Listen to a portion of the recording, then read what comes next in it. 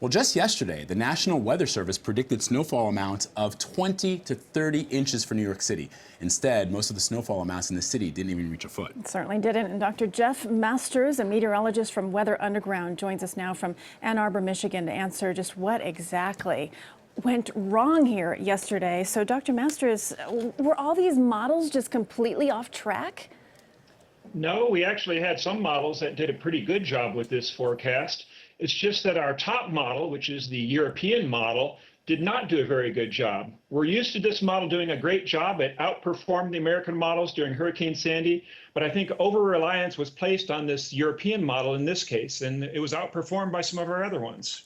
Dr. Masters, the question that we've been discussing is, are meteorologists learning anything from this forecast that might help in the future? But I think the better question is, are regular people, because I think you as scientists know that this is an inexact science. Weather doesn't move in a linear fashion. So you probably already know this, but it's we, the people who rely on meteorologists, that have to maybe change our expectations?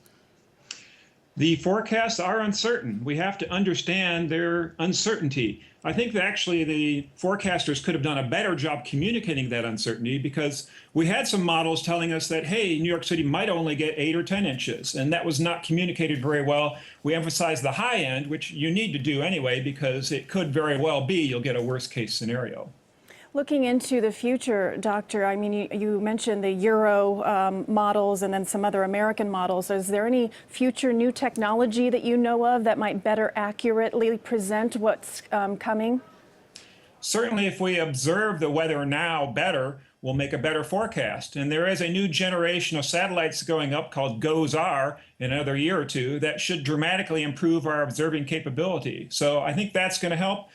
Newer computers with more power is going to help as well. Always, we double our computer power every couple of years. That will lead to better forecasts as long as we put the money into research and development to make those forecasts using the improved technology. Dr. Masters, didn't the National Weather Service of New York actually predict lower numbers than the majority of the forecasters out there? And a lot of people said that they were lowballing it? There were some criticisms about lowballing. I know the Weather Channel also had some very low numbers as well. So you can't win in the forecasting game. You'll get criticized during an extreme event, no matter what the outcome is, I think. All right, Dr. Masters, thank you so much for joining us. Appreciate it. You're welcome.